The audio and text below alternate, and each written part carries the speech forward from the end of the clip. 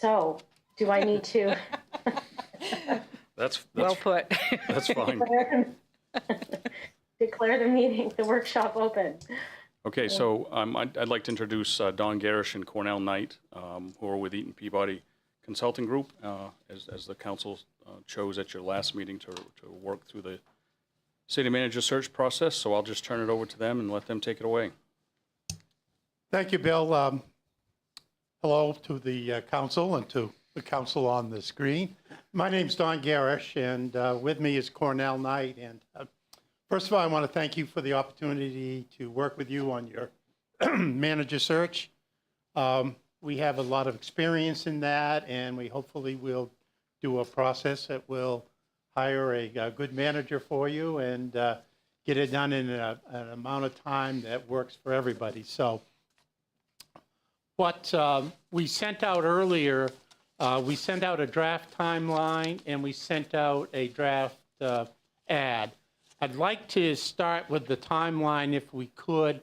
Anytime you have any questions, just let me know. But if we could just go over that, I think that will set the basis for when we can talk about the ad and where you want to advertise. But so we're here tonight, and if we can approve the ad or get some feeling that the ad is good, we can put that out as soon as possible. And we normally run the ad for at least 3 or 4 weeks. We think that's the appropriate timeline to run the ad.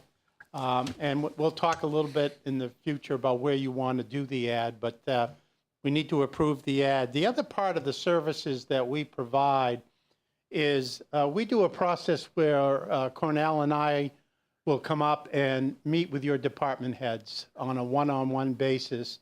And what we do is ask them 2 questions. What do they see the issues facing Waterville in the next 5 years, and what they're looking for in a new city manager? And we keep notes, and at the end of that, we will put a document together of what we heard. We also offer to the councils to hold a public session here in this room, invite the public, business owners, anybody that wants to come in, and we ask them the same 2 questions in terms of what they're looking for in a new city manager and what the issues are facing the community. Bill tells me that you're meeting this Saturday, I think, in your planning session, and you will be discussing what you all will be looking for in a new city manager. If I know what time that is, Bill, I may plan to come and just be there if you have any questions. So if you let me know, I'd be glad to come to that. So is that something that the council would like us to do, those 2 meetings with the public and with the department heads? We have found it to be very positive. I can tell you the staff seem to like it. The public meetings, we've done it where we had nobody show up, and we've had other meetings. The biggest one we had was in Rockland when we had 85 people show up. So we think it's a good opportunity, but we really need to make sure that you folks are agreeing to that process. What's the downside of, I mean, the one with the department head seems like an obvious no-brainer. Is there any downside to either of these, the public or the department head one? No, I don't believe so for the staff. And it's not only staff, but if anybody wants to send in an email to either Cornell and I, we'll include their thoughts in the document so that, and it's confidential. It's not, you're not going to know who said what, so they're free to say whatever they want, and we'll put it in the document for you to review. For the public, it's just an opportunity for them to be part of the process. I will tell you, I will run the meeting, and I run a very strict meeting because we talk about going forward. We're not here to have problems with past issues or managers. We're here to talk about what the future looks like in the community and what they're looking for. Public seems to enjoy it. Depends on the community how many we get. I don't see it as any downsides to it or any issues with it, but it's really your call if you want us to do it. There's no additional expense to that. It's all part of our process. I'd just like to jump in and say that I think that's a great idea. And I think people in the community would really appreciate the chance to talk to you about what they'd like to see.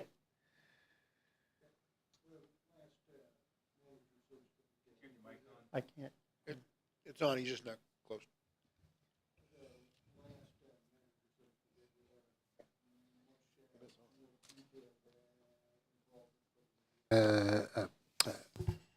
From the public, and it turned out to be very cumbersome. So this, to me, appears to be part of the streamlined process that you've put together. I think it looks like a pretty good idea to me. Yeah, we put the document together, and it's intermixed between what the public says and what staff says. So, it's positive for candidates. They get to see what people are talking about.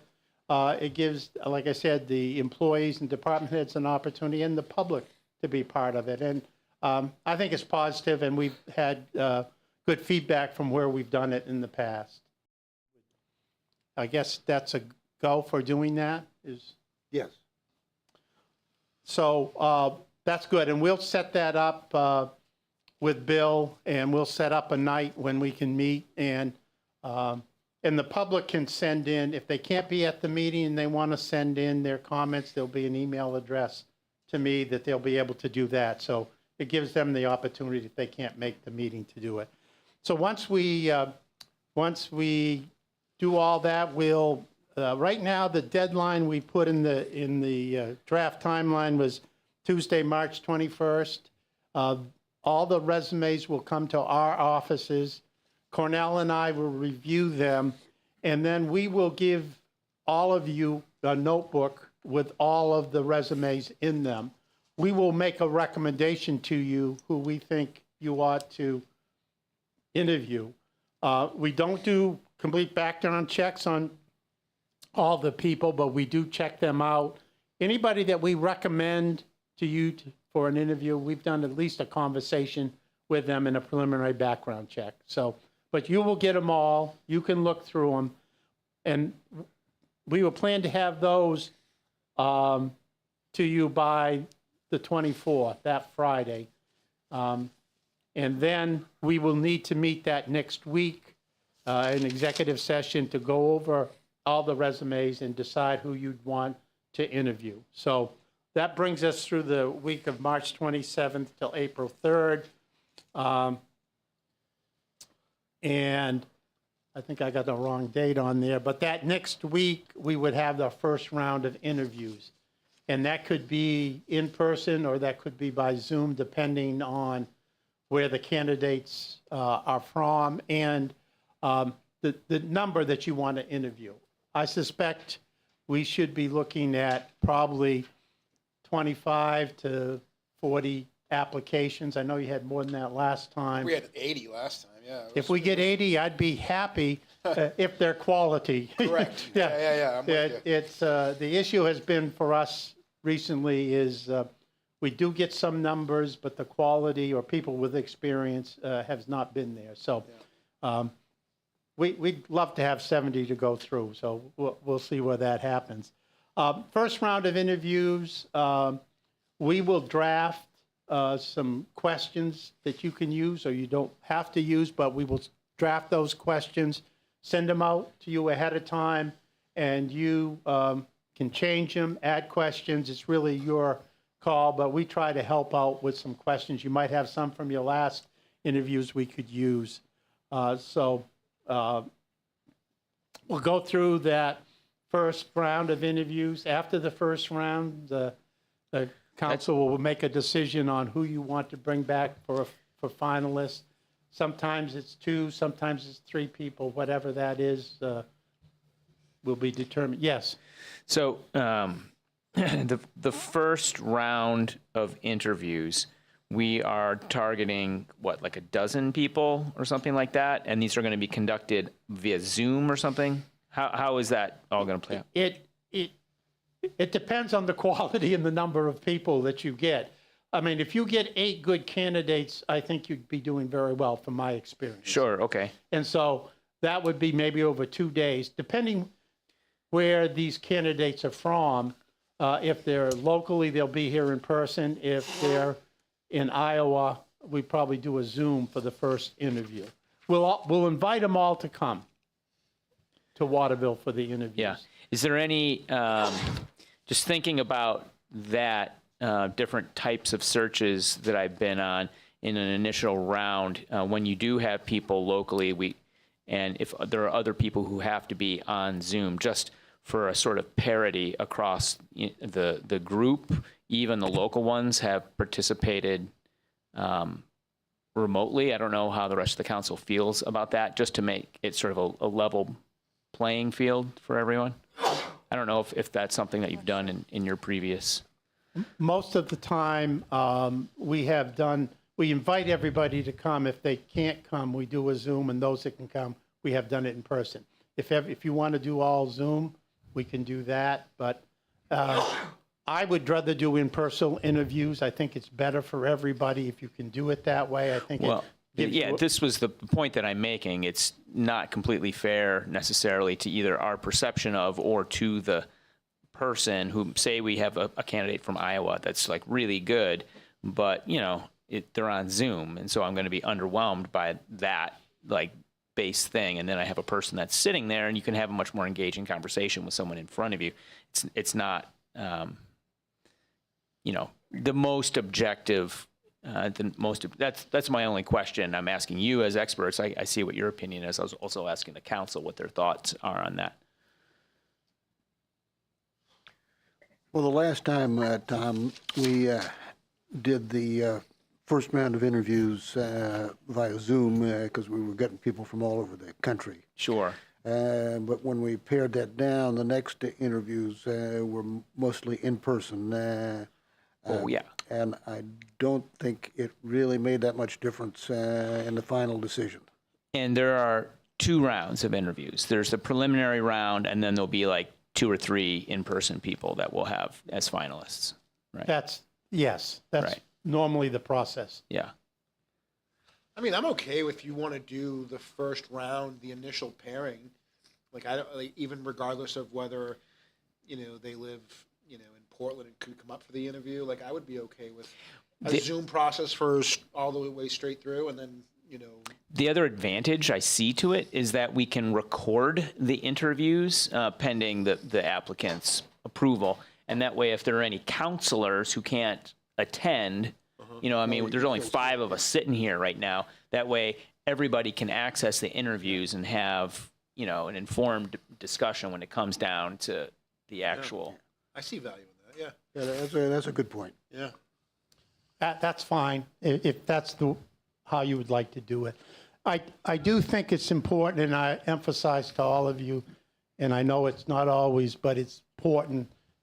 That's why we do a schedule ahead of time and things change, to make a commitment, because I think the people being interviewed need to see who their potential bosses are. And so if all possible, it would be great if everybody can make the interviews. Sometimes that's not possible, but I think it makes a better process if that happens.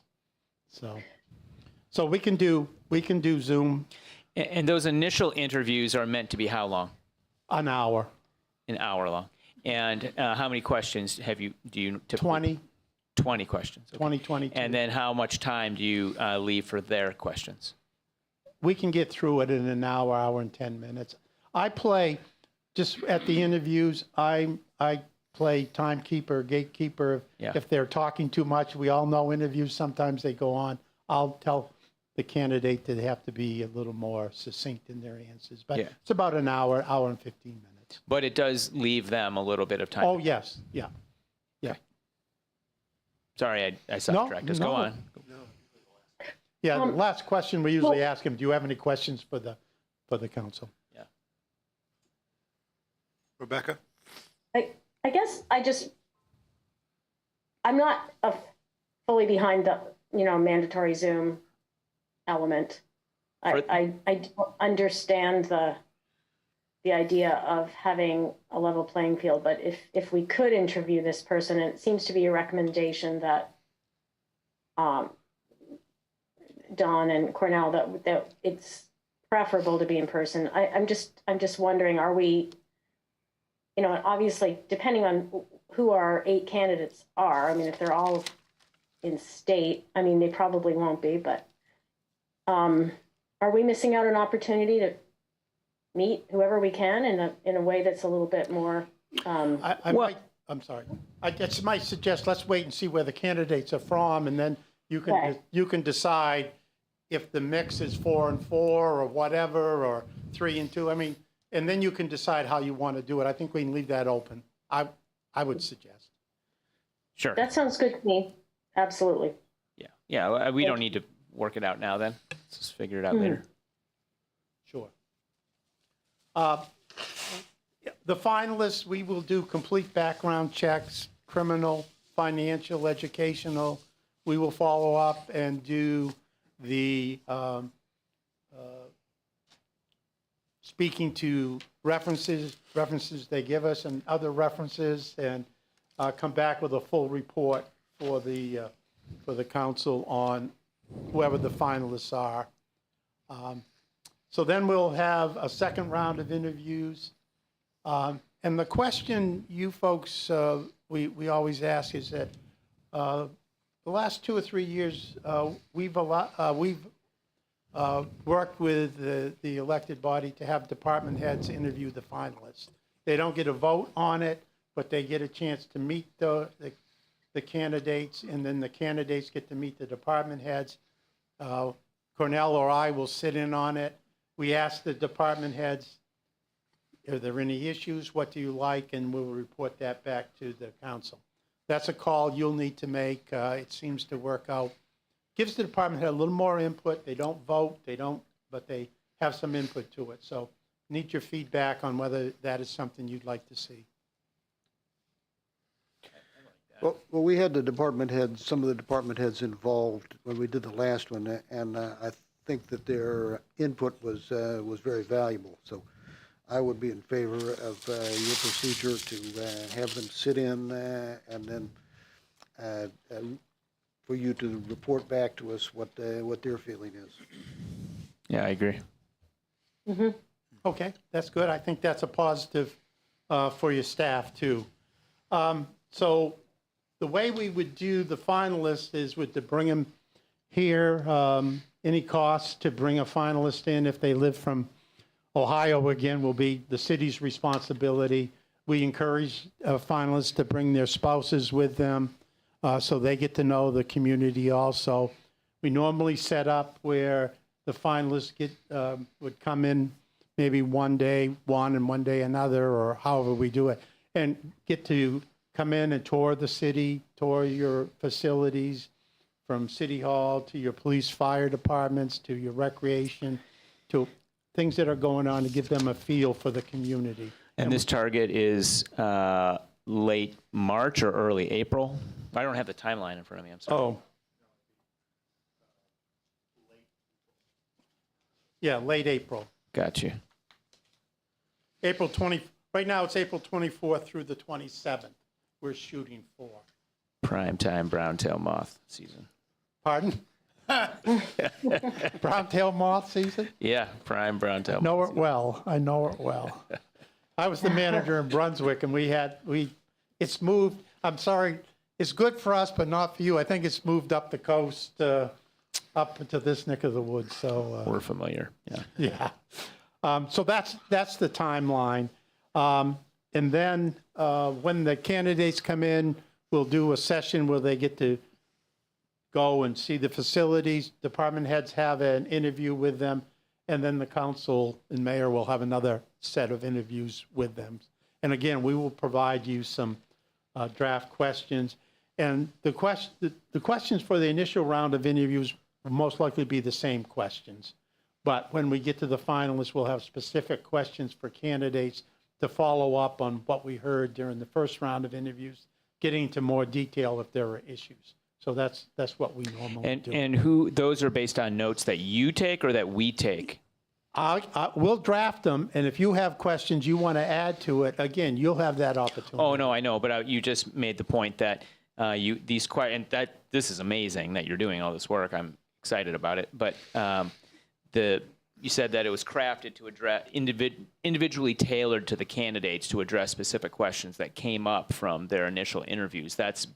That insight is based upon notes that we're providing you, notes that you've gleaned from somehow watching the interviews, or what is that? Well, I normally say after you're done with the interviews and you decide who your finalists are, Yeah. I usually say, okay, what areas, what questions So that's based on notes that we take. you take and I take and we take too. So we work together on those. Okay.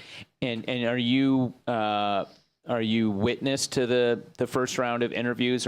So you're somehow a We're there. viewer? We're there.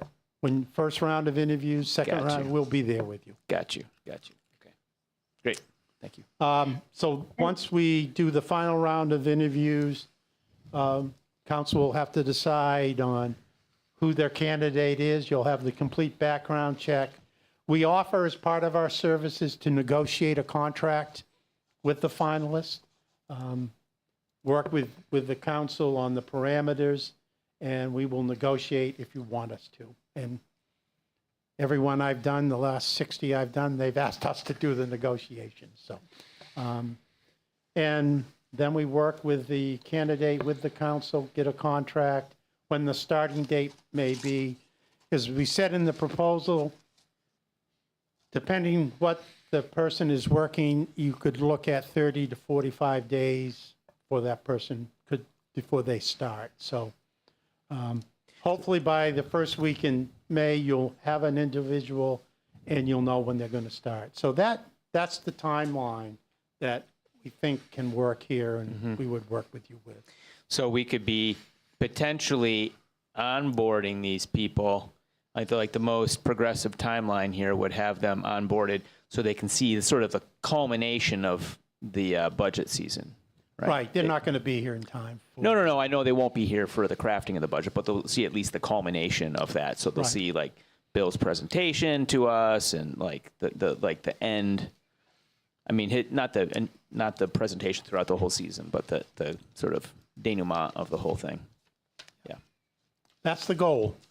And sometimes it speeds up, sometimes it goes, but once we agree to this time frame, that's what we try to give the candidates too, so that they know a timeline. So, because sometimes candidates are applying for a number of positions, so they'll know what Waterville's timeline is, and that's Sure. helpful for them. Yeah. So if that's the timeline, and I think we're pretty good with it unless somebody has any more questions about it.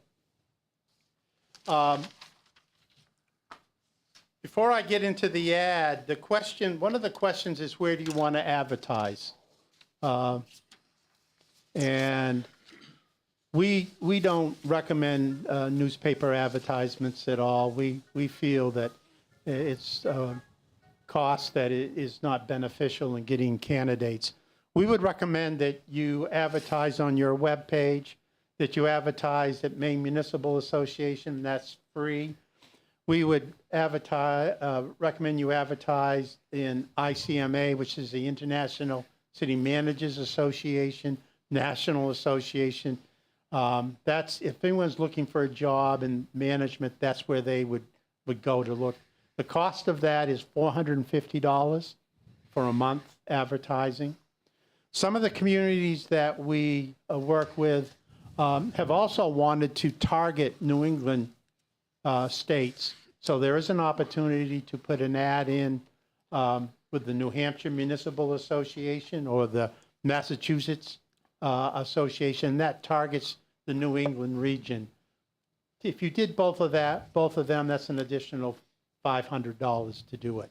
And those are the areas that we would suggest that you, ICMA, if you want to do New England, you can, but I think you're going to catch the people through ICMA. So a decision on where you would like to advertise, we need to we need to finalize. Well, all of those sound good to me. I don't see the little extra cost of advertising in New England. You were saying that you getting these large but not particularly deep pools, whatever we can do to deepen that pool, I think is smart. Is there any outlets that you can think of that, like right here in our ad in the ideal candidate, our first bullet point is for someone that thinks outside the box. Where do we advertise to get people that think outside the box? Because those seem like pretty in the box, great, but in the box outlets. Where is the creative place that we might be able to get someone that We haven't found that yet. If you have a good suggestion, we certainly would try to do it. We advertised in not Indeed. What's the one professionally that you're part of? You mean LinkedIn? LinkedIn. We got 800 resumes that had no reason to apply for the position. If you had a specific position like a finance position, I would say yes, that might work out. But we just haven't found any of these other ones that have produced viable candidates. Sure. So Well, I think the last time we used the national advertisement, and The ICMA? we got we got 70 applicants. There was a wide variety in terms of professional experience. Some were managers, some were just city clerks. Some people had no particular city experience, but I think people are looking at who are looking at that kind of media are who our target audience is. So I think we'll get. Last time we got plenty of people that were outside the box. Some were way outside the box. Sure. Well, I mean, Yeah. I'm looking for someone who's qualified but thinks outside the box. Exactly. So I don't even like the term outside the box, but I want people to think is that there's no box. Like, why do we have to live in a box? Like, let's just pretend there's no box. We'll get into the wording of the ad in a second. It's only got existential. Yeah. So So I have a question that pertains to this a little bit. It's actually about the ad, but in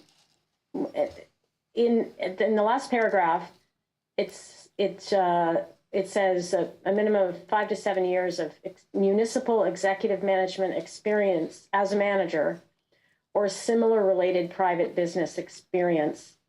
And I guess I'm just wondering what that would be. I mean, to this point about who's out there that we want to capture, who's not on IMCA and MMA and those sites. we don't get a whole lot of applicants that haven't had some municipal experience, but some nonprofit organizations, people that run them, we've had applications for, and sometimes you get somebody who's been in the corporate world that wants to transition into the public sector. So those are the type of ones that you might get that aren't related to city management per se. We don't get a whole lot, but we found today that when you look at your resumes, you look at them and sometimes there's something that strikes you about a resume that you may want to look at. And as I say to the elected officials, it's an hour of your time to interview somebody. And so when we go through the resumes, I think we need to think, yes, those with municipal experience, but there might be somebody that doesn't have municipal experience but has some abilities or some credentials that might be worth taking a look at. So that's why we kind of add that into the ad. Okay. When you say municipal executive management experience, would that, for example, be somebody that was the head of a public works department or Yes. something like that. Yeah, Yeah. right. So anywhere in that sort of management tree. Right. You'll see people who have headed up a big public works department, or somebody that is the Finance manager or something. finance lots of times, right? Somebody that has the municipal experience, but has some management experience too, which Sure. is important. Sure. Yeah. So where did we decide on advertising?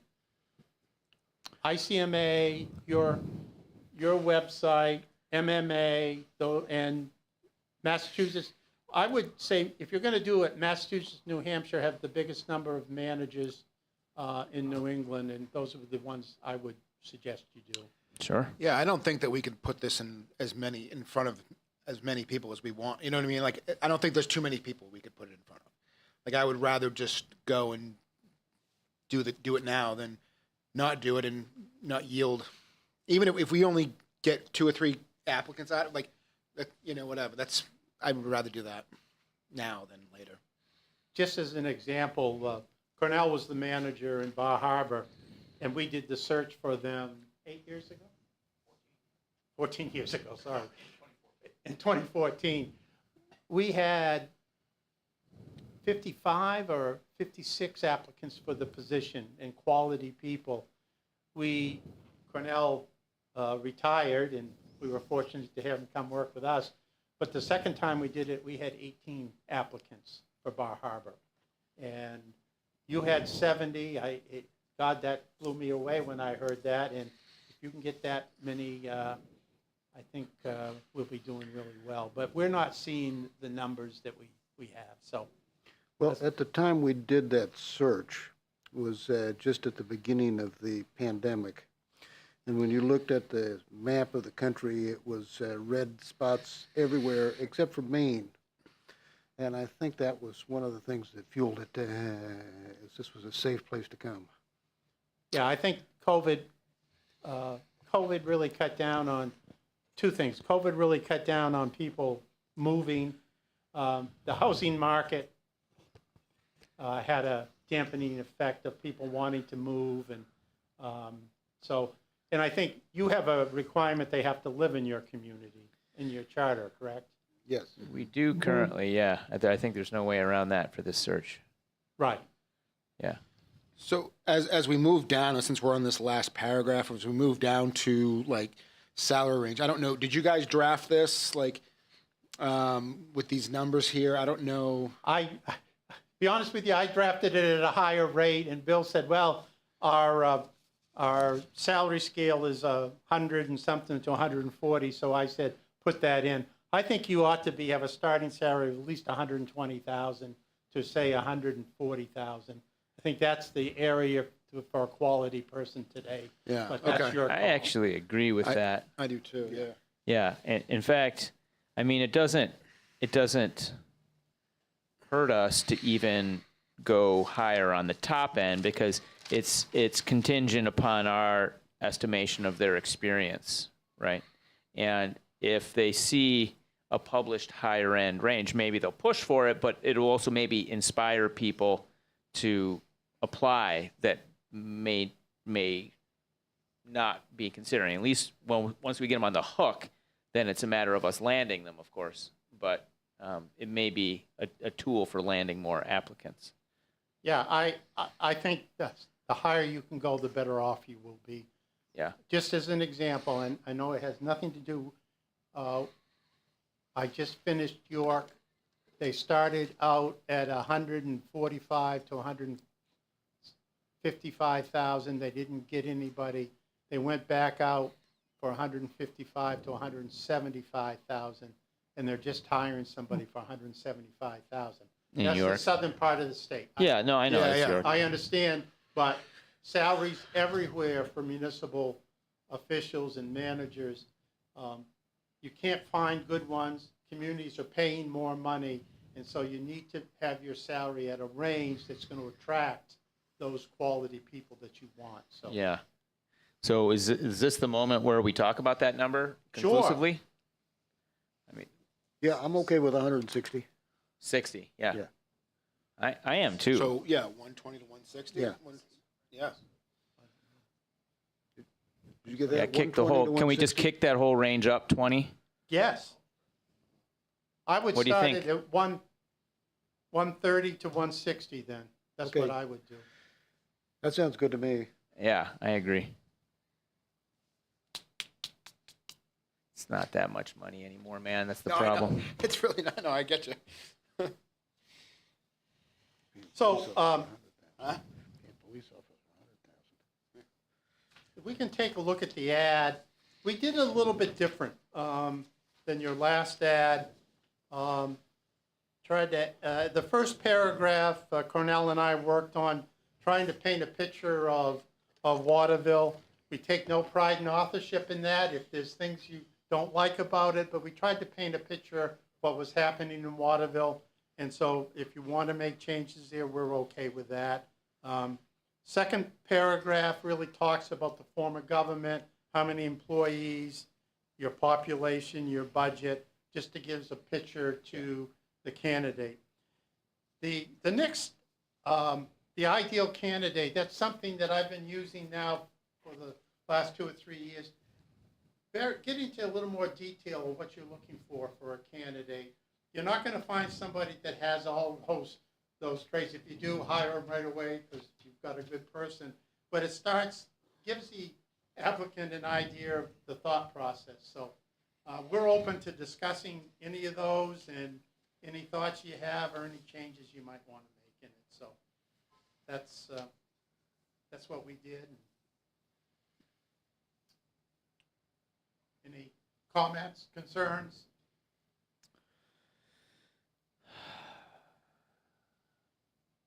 Anything we left out? Give me a second here. I guess, do you typically put, I don't know, like, I mean, maybe it's just a thing for me, but I don't know, like, spell out which 2 colleges are here in town, like this? Well, that's in the first paragraph there. I understand. But should we do that? Sure. I mean, 2 colleges, I mean, just say, not name them specifically. I think it's smart to name them specifically because it gives the person who knows nothing about Waterville maybe a sense of what the tenor of the town is, right? So there's a lot of different types of colleges out there, and we have a diversity of colleges. We have a school like Thomas that's highly focused on workforce development. We have a college like Colby that is an elite liberal arts, and all of that. Okay. Because it's a conversation about the cachet of Waterville, and just having that in there signals a lot to a savvy applicant, I think. That's fair. Anything else in that? I have one other item, and that is if we could indicate that the candidate should have a knowledge or the ability to gain the knowledge quickly of Maine law and how municipalities in Maine operate. And I'd welcome your opinion about whether that's necessary, but I think it's important if we're looking at a national pool. I mean, Maine is distinct in some respects, so we want to make sure that person really does understand the working life of a city manager in Maine. Yeah, I think that's an area that I would suggest that part of the interview process, that's where you hit that. Ask them questions about their ability to pick up Maine law or familiarity with Maine law. And so I think that's the area to kind of hit that one. So would you say the same thing then about other things, kind of nuts and bolts things like grant writing and Is the city manager, are we anticipating that they're going to be a grant writer, or are they going to be overseeing grant writing? yeah, no, that's what, so that would be a you're suggesting that would be a question Yeah, to put in the mix when we do the interviews. Right. During the interview, you'll have specific questions, but you also have the opportunity to do follow-up questions when you hear something, or Yeah. you want to ask them a specific question that you can get into.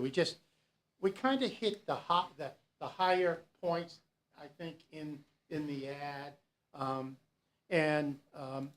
Some of the more details that you get into, we ought to look at when we're doing the interviews. So, Yeah, I'm just thinking about, you know,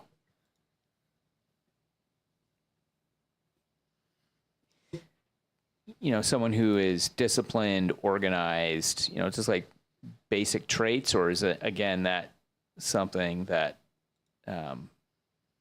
is best assessed with the interviews? Just like time management, organizational skills,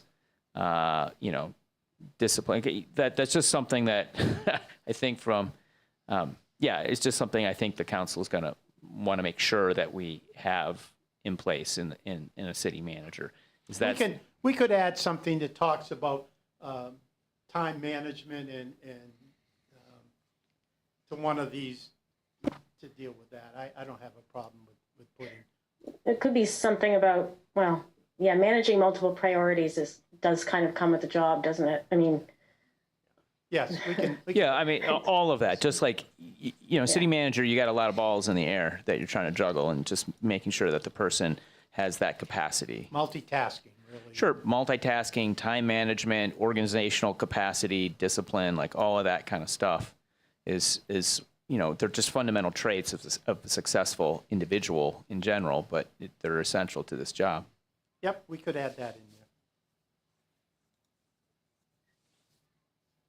so I was happy to see the bullet understands and has worked with diversity, equity, and inclusion initiatives. And I see that at the bottom of the ad, it says the city of Waterville is an equal opportunity employer.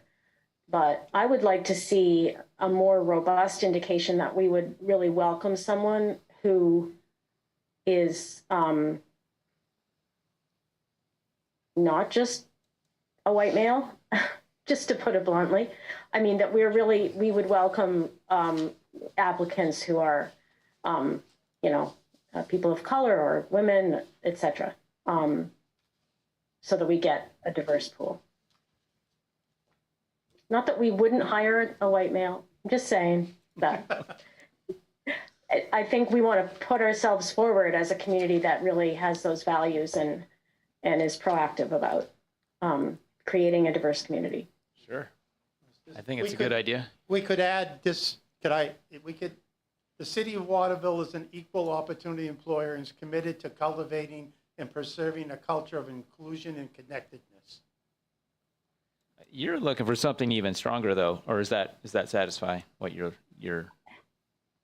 Yeah, I mean, I am looking for something a little stronger than that, I think. Or explicit, and I'm sure I guess. there's one out there. I've seen things like we welcome applicants, ...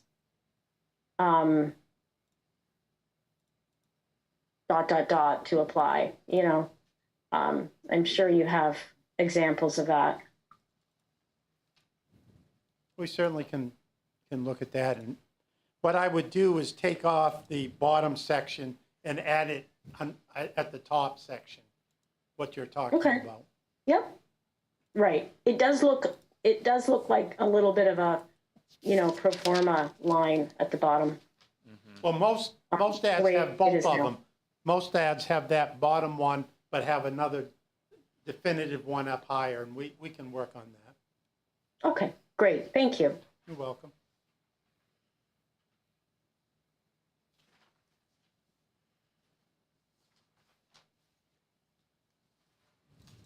Anything else on the ad?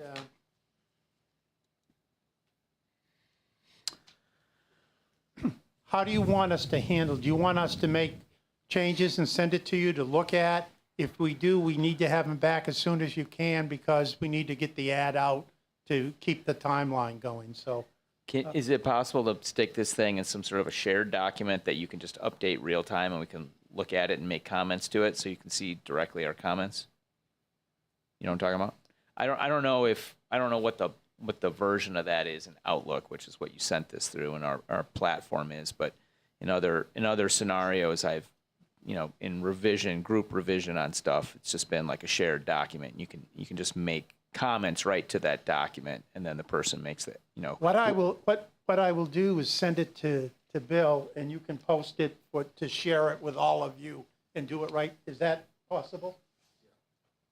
Yeah, we can make that happen, Counselor. Okay. If that makes Yeah, sense. just whatever the easiest thing is what I'm looking for. Yeah. Well, and I think too that the ad that you put forward, I think is an excellent ad. Yeah. And I don't think that we should tinker around with it too long because we want to get it out as soon as possible. Yeah, agreed. I agree. I think if they can assimilate some of the comments we've made here, we're pretty good to go, in my opinion. We'll put a draft together and try to have something to you tomorrow. And if you could review it quickly and get it back, we'll put the ad in as soon as we get the okay. Okay, thank you. I'll let Cornell speak. He hasn't said anything. Just so, every week we'll send out a note to the mayor, letting you know how many applications we've had submitted for the week and what state they're from, whether they're Maine or out of state. So you'll just have a kind of a running total of how many have come in. All right. We're looking forward to working with you. We'll set up with Bill the opportunity to come and meet with the department heads, and we'll set up a night when the public can come. And I'd ask the council, I'll sit up front, you all can sit over here, because I really need to run the meeting. Nothing against any of you, but I've had some meetings where I've had to tell people to move forward, and it's better for me to do that. Oh, yeah. Sounds good. Take the heat, man. No arguments here. I'll share one story with you before I leave, because it's one of the funniest stories we had. We did the town manager search in Rockland, and there was a lot going on in Rockland at the time. And we held the public meeting. We had 85 people come to it, and they all wanted to speak. And we got 2.5, 3 hours. We were finally ending the meeting, and gentleman in the back raised his hand. I said, I'd like to speak. And someone said, well, he's a local fisherman and we ought to allow him. So he came up to the mic and he said, I only have one request. I want you to hire the cheapest bastard you can to keep my taxes down. And so that was what was his Okay. proposal. All So right. Okay. I don't know how many fishermen are in water. thank you. We appreciate it and look forward to working with you. Thanks. Thank you. Thank you. Thank you. Oh, where's the tea and coffee?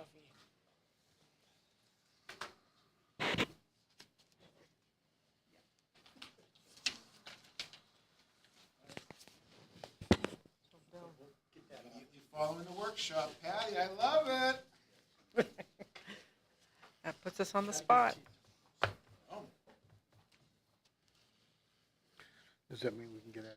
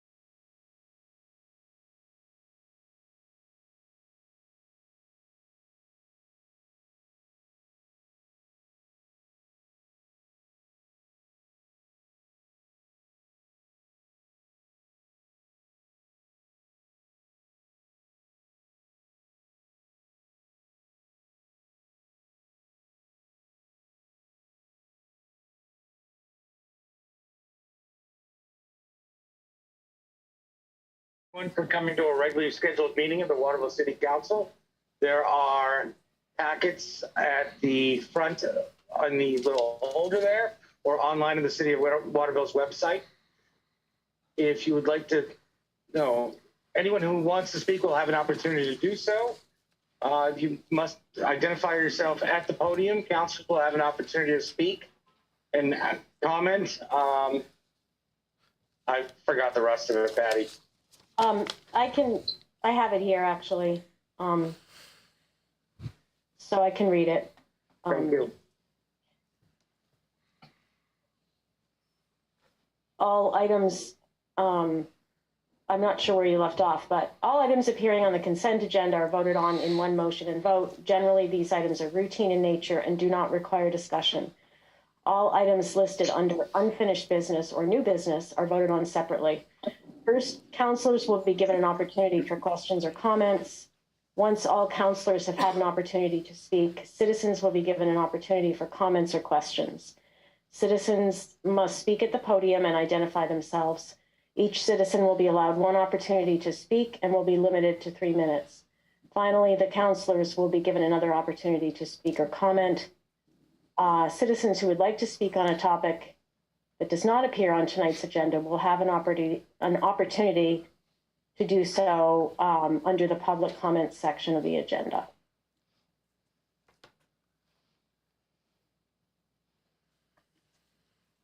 Disclosure of conflict of interest? No, the pledge of allegiance first. Yes. Okay, so, I got that. okay. I pledge allegiance to the flag of the United States of America and to the republic for which it stands, one nation, indivisible, with liberty, justice for all. Did I do that right? No, I messed that one up. I did. I missed under God. That'll be in the paper. Jeez.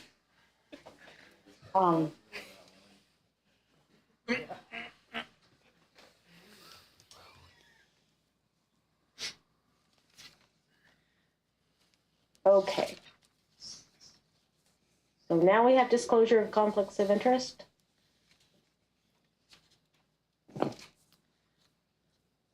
I see none. Seeing none.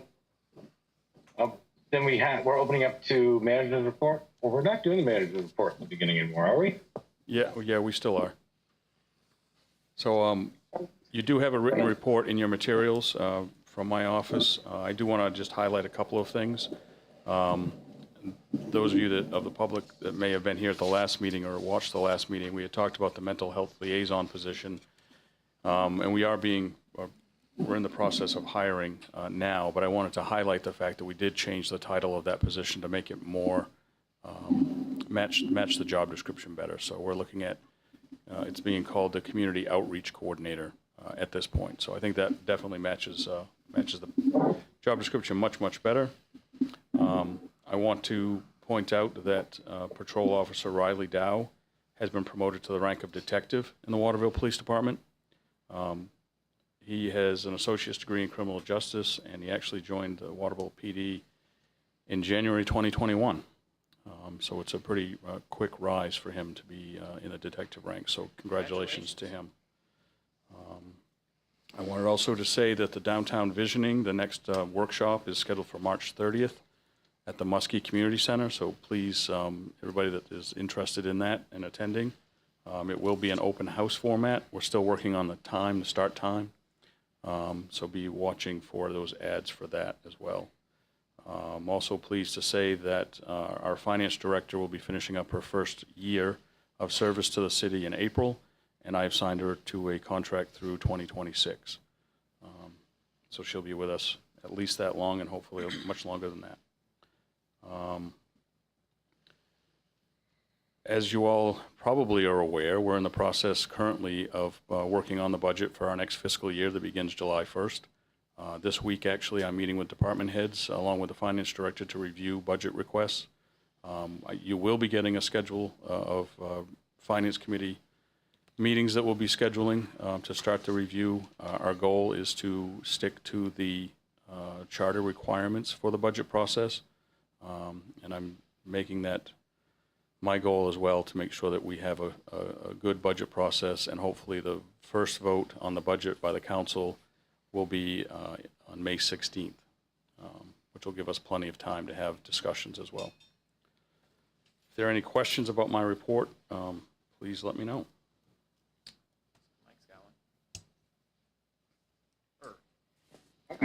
Council committees? Hold on a second. Go ahead. Like Tom had his hand up. I wanted to find out what's the status of the officer that was in that car accident. How's she doing? She's doing okay. Chief, do you want to?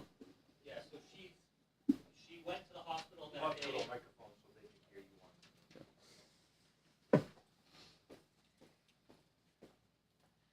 She went to the hospital that day, was treated and released, minor concussion and a laceration to her head. So we expect her back to work this week. And so I'm sure that she will appreciate your concern. Got to keep the good ones. That's right.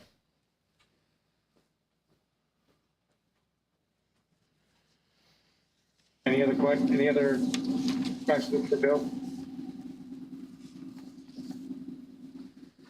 All right, council committees.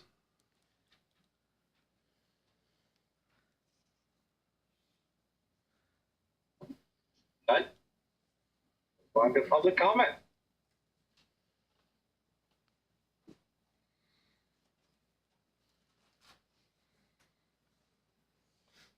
Patty, is anybody online? Someone is heading up to the podium as we speak. Hey, all, Rand Finch, Ward 6. So I'm here to, I haven't been here in a while to talk about it, but I'm here to talk about Green Street Park. You know, many years ago, I believe it was Senna who came and requested a safety security light be put into Green Street Park, particularly on the skate pad that was there. And unfortunately, it's kind of a unfortunate thing, you know, with the new skate park going in, that safety light had to be taken out. And so right now there's no lighting at all inside of that park. And so for those of you who have been there, you know that because the opening to the park faces east, that it gets dark very quickly inside of that park. I know it's the middle of winter, but I also know that we're about to enter budget season. And so I am asking council to make putting safety lighting into Green Street Park, really all of the parks, but I'm biased towards Green Street Park, a priority, particularly because we did lose that light that we had. And at the very least, putting that back. But we've got brand new playground equipment in. We're getting new exercise equipment in. We have a brand new skate park. I think it just makes sense to put some light in there, just so at night, at dusk, you know, there's visibility into that park. Thanks. Thank you, Rand. Anyone else? No one else is coming forward, Mayor. All right. I don't have the packet in front of me. I'm hands-free, so I'm not around. The next item would be the consent agenda. Yeah. We read it by title only. No. Move to adopt the consent agenda. There's a motion to adopt the consent agenda Second. and a second. Patty, can I get a roll call? Yes, sir. Counselor Klepak, Yep. Counselor Green. You're muted. Yes. Counselor Morris, Yes. Counselor Frankie, Yes. Counselor McCormick. Yes. The vote is 5 in favor and 0 opposed. Is there a motion to take the items by title only? So moved. Second. There's a motion by title only, Mayor, and a second. Shall I do a roll call? Counselor Klepak, Yeah. Counselor Green, Yes. Counselor Morris. Yes. Counselor Frankie, Yes. Counselor McCormick. Yes. Vote is 5 in favor and 0 opposed. The first item under old business is ordinance 40, 2023, amend the administrative ordinance, Article 1, Section 5-1.3, wards described. Move to adopt. Second. Any discussion? Sound like a roll call to me. Thank you for your work on that, Patty. Of course. No one's coming forward, Mayor. There are no questions. Shall I do a roll call? Please. Counselor Klepak? Yes. Counselor Green? Yes. Counselor Morris? Yes. Counselor Frankie? Yes, Counselor McCormick? Yes. The vote is 5 in favor and 0 opposed.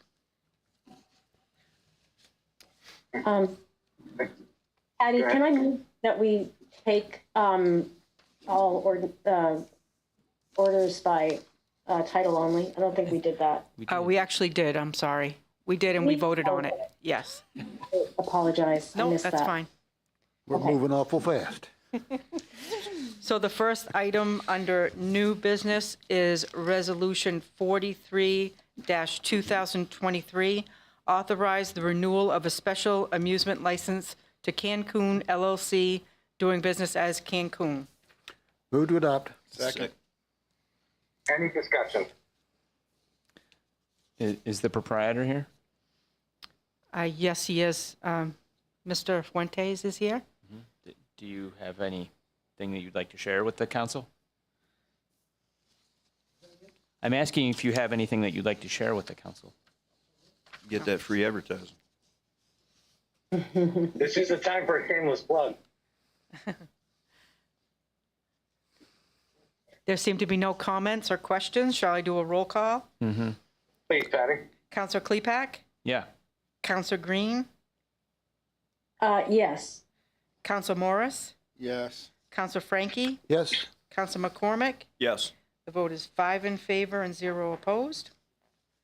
The next item is Resolution 44-2023, authorize the renewal of a special amusement license to the VFW Forrest J. Pear, Post 1285. move to adopt. Second. Any discussion?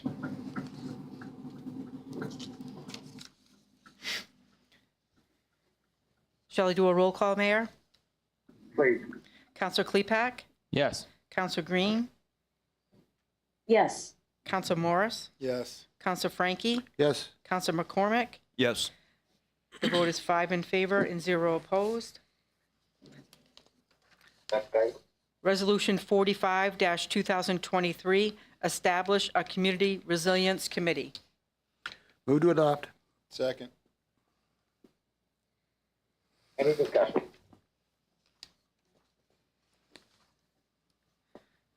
No one is coming forward, Mayor. Shall I do a roll call? Please. So I do have a comment on this, and thank you to Councilor Frankie for pulling this together. I think it's great that we're moving forward with this. I'm just wondering about the reporting requirement. It's kind of vague about when that will happen, and in general, we've been sort of lax on committee reports. I think at one point we talked about having committees report at least once a year. I think that's good practice so that we all know what's happening in the committees. So I just wonder if we can put something a little more specific in there.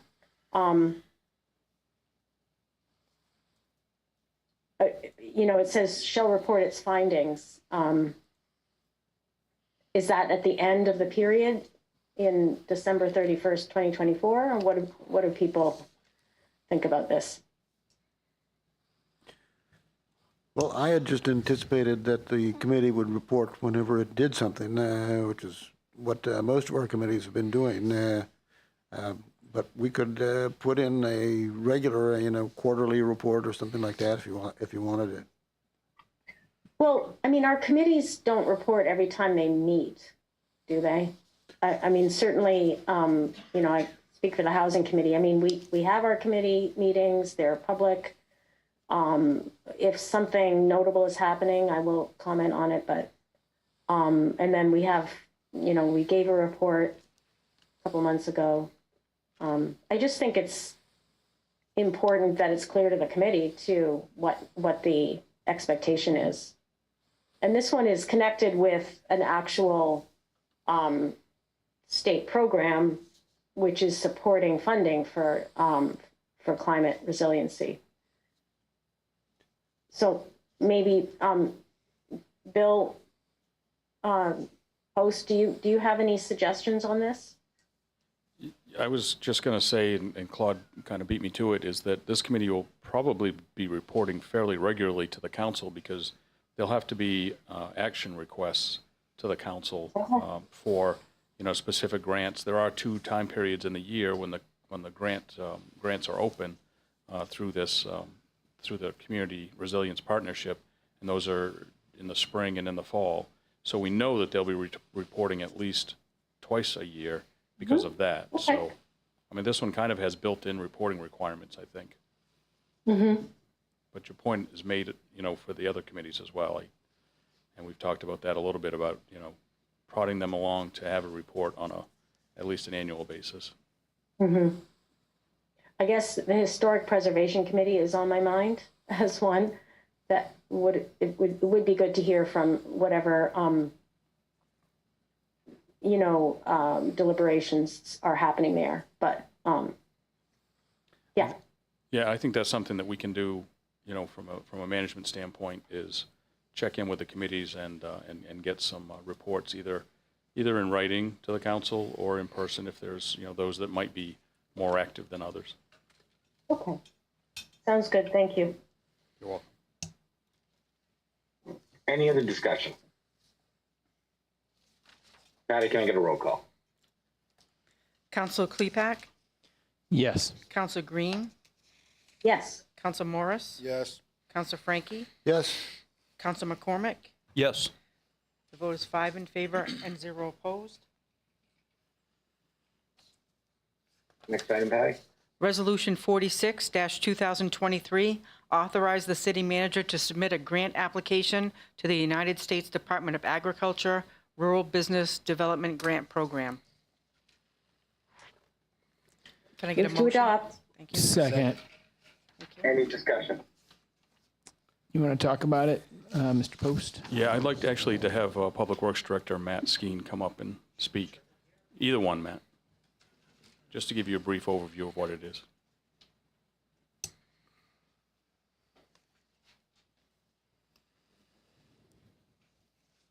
Okay, I'm on, right? Yeah. So this one we're very excited about. As you all know, we have incredible recreational assets here in Waterville, but other people don't know it. So we think that this study will help, promote and kind of open a lot of people's eyes to what we have. Most of us here have heard about Quarry Road, the River Walk, North Street Recreation Area, and the pool. We have over 20 miles of trails for all kinds of activities: mountain biking, hiking, running. The Pine Ridge Recreation Area is kind of a lost gem, and we're making improvements this year as part of last year's bond to kind of open some people's eyes on that area as well, right on the other side of town, which is great. We've got amazing ball fields, we've got a dog park, and we've redone all our playgrounds. So this, Jennifer Kierstead from the Friends of Quarry Road, she's our grant writer. She identified this grant, and I think it was Councilor Green who last year thought that instead of just doing it for Quarry Road, we would do it citywide, and I couldn't agree more. We've identified a firm that has a staff person on hand that has experience researching these types of grants because it is somewhat unique. And yeah, I'm just happy to, at one point in the near future, be able to put a number on what it means to our local economy, all these recreational assets that we have. Thanks, Matt. Anyone else?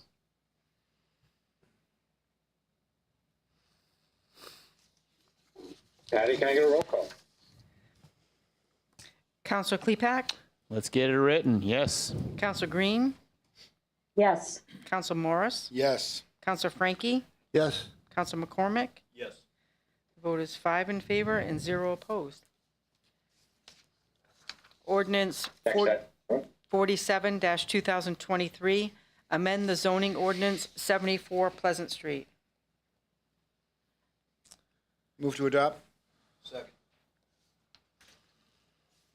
Discussion, but I believe this one's going back to the planning board. Not necessarily. Claude's got his hand up. I'd like Go ahead, to, Claude. I'd like to make a motion that we send this back to the planning board for clarification as to what their recommendation actually is. I personally found a couple of problems to the way they're, the memo that was sent to us, and I also had a few problems with the procedure, so that's my motion, is to send it back to the planning board for a little clarification. Do you have any, hey Claude, do you have any specific recommendations for the planning board, like specific concerns? I mean, we read your memo that you sent out. If you raised those concerns, do you have a particular way that you would see this being resolved? Before that happens, I need a second to my motion. Correct. Oh, second. Thank you. Yes, there was, I found some serious issue with the procedure for contract zoning and the way it was explained, the explanation for why there should be a contract zone.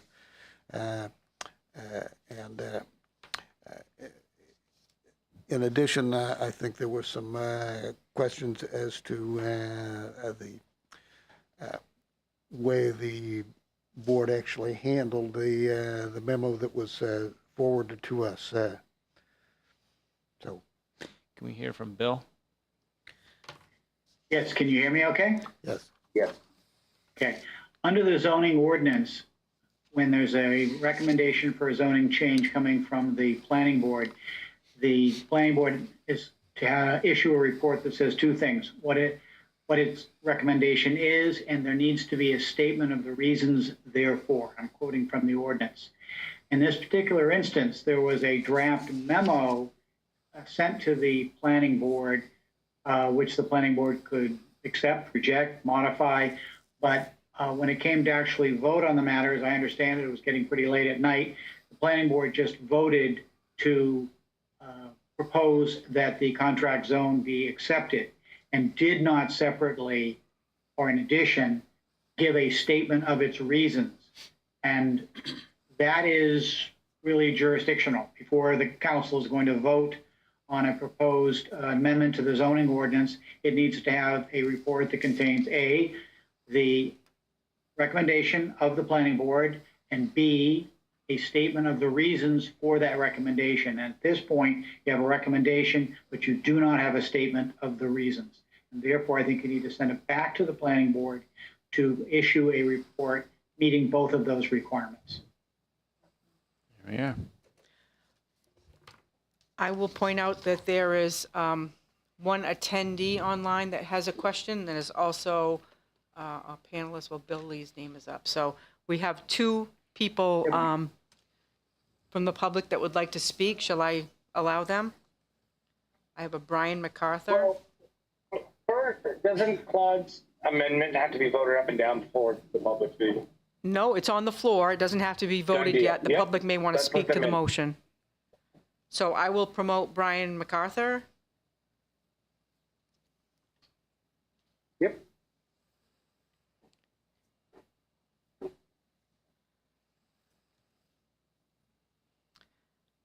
Mr. MacArthur, can you hear us okay? I can now, yes. Hi, thank you. Go ahead. Hi, good evening, everyone. Thank you very much for the opportunity. And I realize this might be a moot point if it goes back to the Planning Council this evening. But I did want to speak out actually against this rezoning of the property. And I guess maybe asking a clarifying question whether the 74 Pleasant Street applies to the entire former Sacred Heart property or just the rectory building. Could I get some clarification on that first, perhaps?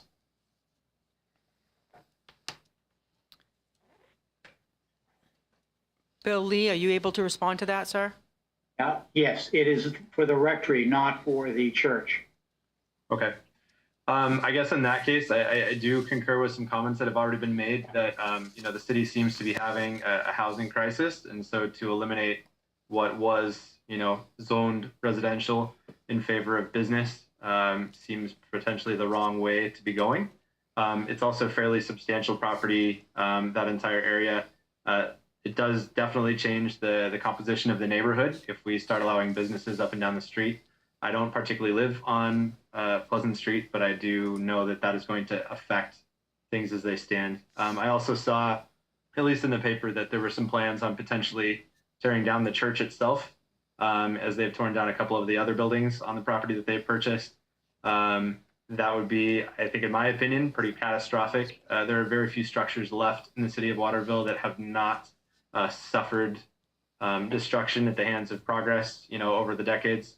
That is an architectural gem that the city continues to have, and there are many, many projects in many urban centers around the country that have successfully changed churches into condominiums, other rental spaces. I do believe that that is an area where the city council really needs to stand firm, and not just cater to the needs of a local business, however local that business or successful that business may be. I think there are probably other ways for them to achieve their means, and the council should stand firm on that. Thank you very much. Can I respond to that one? Yeah. Brian, thank you for sharing your concerns. Certainly, the fate of the church is in no way, the physical granite structure of the church is in no way being considered here in tonight or in any of these development plans. I can't speak to whatever you read in the newspaper about plans to tear the church down, but I can tell you that I have consistently, and I think the council has consistently supported the preservation of that structure in some way or another. I would also point out that in front of this property was in front of the council previously with a proposal that had that rectory as continuing to be designated as residential. Some people were going to move into that house and call it their primary residence. It was part of a larger proposal for the parcel that also involved, I'm sure you're familiar with the whole story, but it involved the development of the church. And then there was significant pushback with abutters and near neighbors to that property against that. So it's, something has to happen to the property for sure, right? It can't languish. And I'm not saying that turning the whole parcel into a lumber yard is the correct outcome necessarily for that property.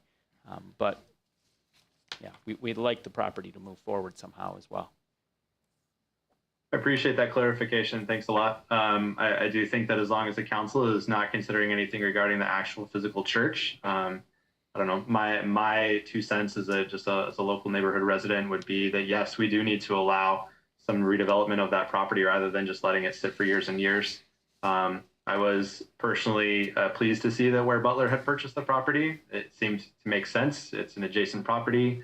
They're a local business that has done great things, donating lots of money to local initiatives and things of that nature. So in general, I feel like I would be in favor, just as long as plans that I have seen in the newspaper don't go forward on that. So appreciate the clarification. Anyone else? There are no other attendees online that have, oh, wait, I do have one person's just raised their hand. We also have someone in the room as well. Thank you. Let's see, let me unpromote him.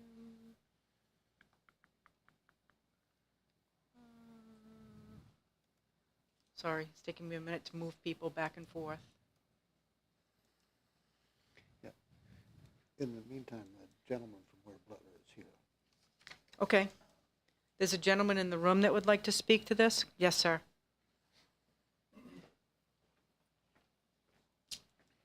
Yes, good evening to the council. My name is Alan Orcutt. I'm the Chief Operating Officer for Ware Butler Building Supply. And notwithstanding the motion to review the procedure or the minutes or however the documentation was done at the planning board, as an informative point to the public and to the city, we have been in contact with at least one developer that has an initial level of interest in terms of feasibility for considering both the church structure and the rectory building for a potential development into residential. Assuming that there can be an addressing of the utilities and sewer and all the things you would need to do. There's potentially 10 to 12 units that could be done in the church, and 3 or 4 units in the rectory potentially. So Ware Butler, my bosses are definitely receptive to, being patient for the next 4 to 6 months and seeing if other things can develop. It would definitely still need to be considered, though, for the same zoning requests that we're proposing to use the rectory as part of our office, our administration offices, because to convert the church into a 10 or 12 unit residential property, it would need to be the same commercial zoning A. So I guess for us, we'd like to keep the ball rolling toward that, and then in good faith pledge to the council, planning board, to the city that we'll be definitely receptive and patient to, explore what ideas come forward, and what potential ideas might come our way to figure out a solution to help win-win on both residential needs, potentially repurposing the property. Our primary interest is the office administrative building, which we've been using. And Councilor Frankie and I walked down yesterday. I'm doubled up with lots of folks in my team, and we just simply need to use some of the rectory space for some more offices for now. And basically, I just wanted everybody to know that we're both patient and receptive and sensitive to the concerns. And we've had at least one conversation that showed some feasible potential for development. Thank you. Okay, thank you.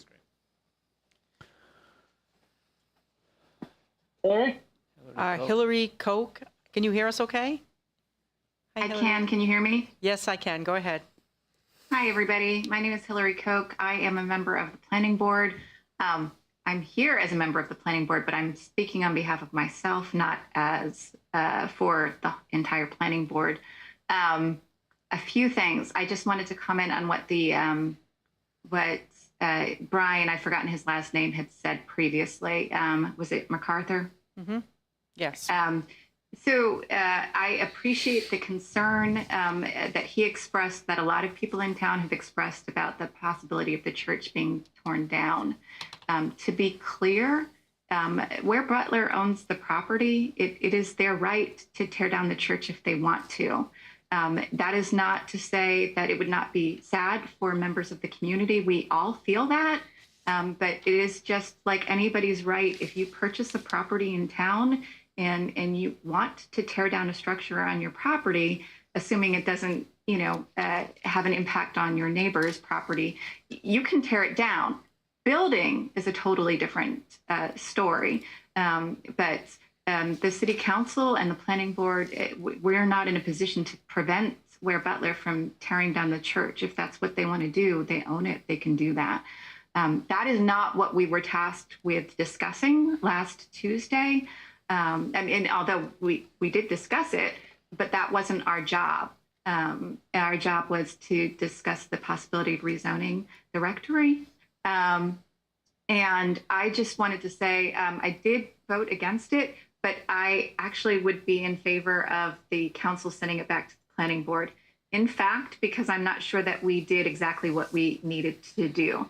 And looking back at what we did when there was a proposal before us on the same property, we did in fact look at the comprehensive plan point by point and have a very thoughtful conversation about how the proposal in front of us would fit in with the comprehensive plan and how it wouldn't.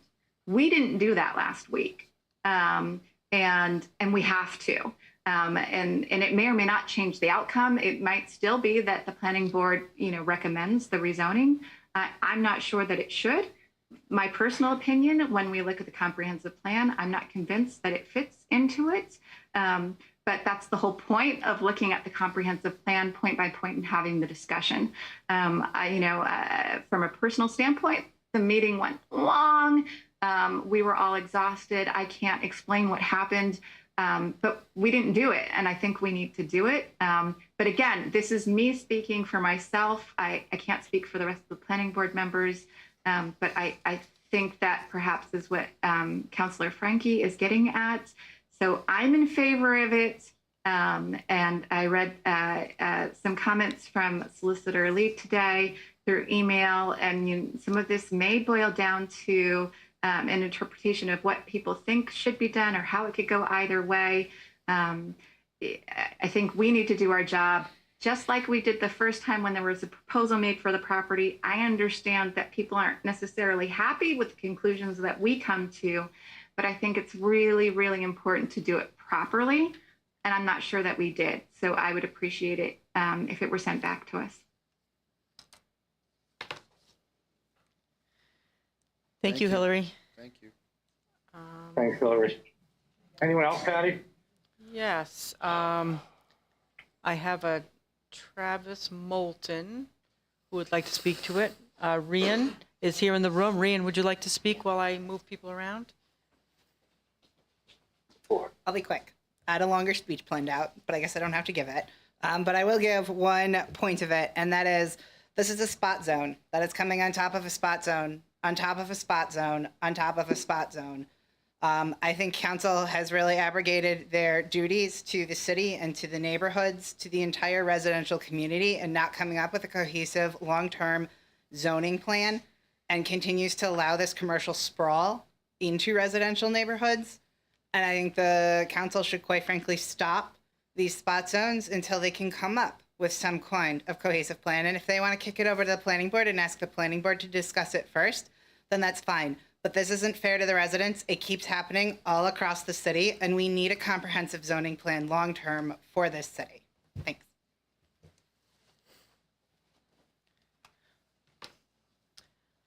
Mr. Moulton, can you hear us? You're muted, sir.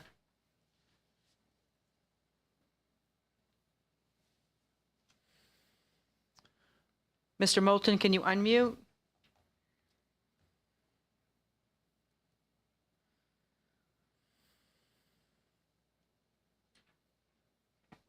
Can you hear me now?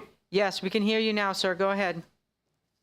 My concern with that, which I understand why Butler owns the property and everything, but that church, to me, is history, is a historical point. It's been in the city for so long. I would hate to see it go, because I'm 43 and it's been there ever since I was a kid.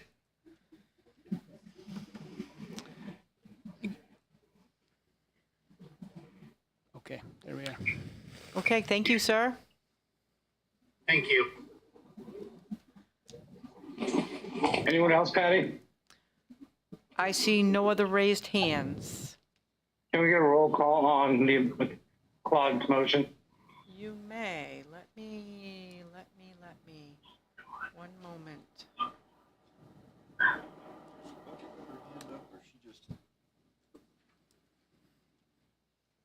No, that's just her cursor.